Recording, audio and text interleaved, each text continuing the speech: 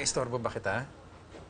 Ano kasi hingi sana ako ng advice tungkol sa mga baby, kung okay lang. Okay lang po, kuya. Talaga? Salamat ah. Number 1, wag na wag gugutumin si baby. Huwag gugutumin si baby. Number 2, wag tutuksuin si baby sa mga boys. Sobrang nakakainis yun. Huwag tutok. Sige. Number 3, Number 3 na. wag mong sisiguan yung baby pag nakukulitan ka na. Bulungan mo lang siya pag sasawayin mo siya. Mas okay ba yun?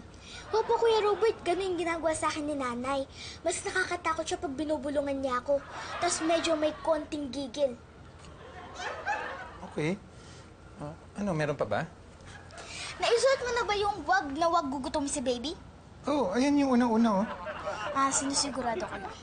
Sundin mo lang yan, magiging magaling na tatay ka na. Salamat ah. Okay lang po, Kuya. Halika, pasok na po tayo. Nagugutom po ako sa kakabigay na advice sa inyo. Sige.